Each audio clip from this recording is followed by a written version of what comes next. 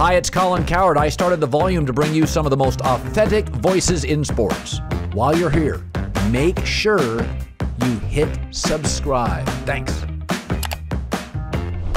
Let me start with some thoughts on three topics. Number one, Tom Brady.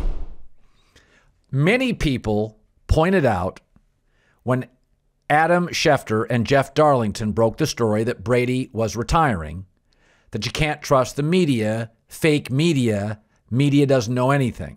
Listen, they were right. And the media is like any other field. Medicine, aviation, architecture, pilots. There are people you trust and people you don't trust. Every field has its share of cretins and bad actors. Okay? Adam Schefter and Jeff Darlington have been in the business for decades.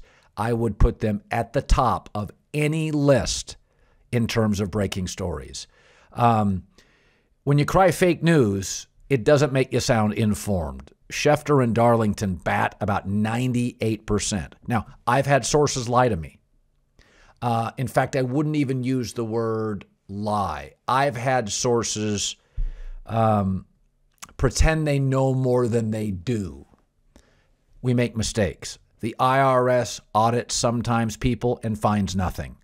But the Brady story, Tom's not going to be able to, with his stature and status, control his exit. When he went to Tampa, I broke that story. He didn't. And when he left the sport, Schefter and Jeff Darlington broke that story. He didn't. It's the reality of our job and the reality of his fame. I hear people talking about Jim Harbaugh interviewing for the Minnesota Vikings as if it will hurt Michigan recruiting. I hear this all the time. Folks, when you interview for an NFL job as a college coach, it increases your value because college players overwhelmingly want to get paid professionally to hit people and throw and catch passes. It in no way hurts the recruiting of Michigan football. If Jim Harbaugh was in the SEC at an Alabama where that footprint, there are more top 300 high school football players than the state of Michigan footprint, Jim Harbaugh would have national championships.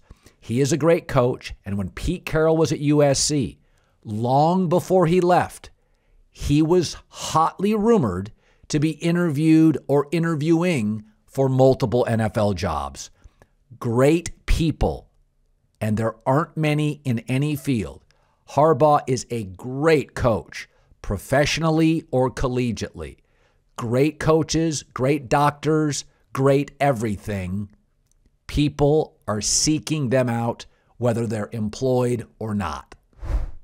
Biggest college news yesterday, Caleb Williams, the star quarterback from Oklahoma, has transferred to USC. So I went to social media Friday, gave a fight on, and said I was hearing things. What I heard was there was no truth to the rumors he was going to play for the Wisconsin Badgers, despite the fact Bobby Ingram was hired by Wisconsin and he knows Caleb Williams and his father. I was told no truth to that. From the very beginning, I was told it was a 75% lean to USC and Oklahoma had about a 25% chance. But I'll say this, he made the right move. Look at what McVay has done for Stafford. Look at what Andy Reid has done for Patrick Mahomes.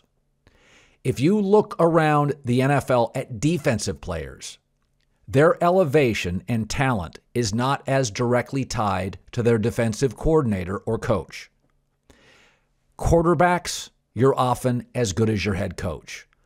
You can look around the NFL or college football. Once you find your kingmaker, once you find your mentor offensively, your best bet is to follow him wherever he goes. This was the right choice for Caleb Williams. Now, I've said this, USC's front seven defensively is simply not good enough to compete for a national championship.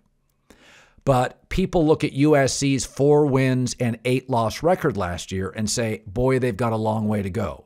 No, it speaks to how lousy of a coach Clay Helton was. With the same people, it probably would have been an 8-4 record with Lincoln Riley. Clay Helton didn't get an interview at a Power 5 conference. Didn't get an interview when fired by USC. He won 70% of his games in the Pac-12 in a Rose Bowl and did not get an interview at any Power 5 conference school. He was a bad coach. This is not a great roster, but it is filled with talented players who with the right coach will win. And duly noting, the Pac-12 is the weakest it has been in my life. Oregon has the most talent, and USC is not on their schedule next year.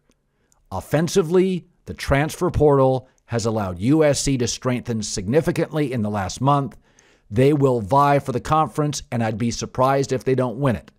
That said, they are 2 to 3 years away and multiple recruiting classes from vying from the Buckeyes, Clemson, Georgia, Alabama, and maybe even Oklahoma.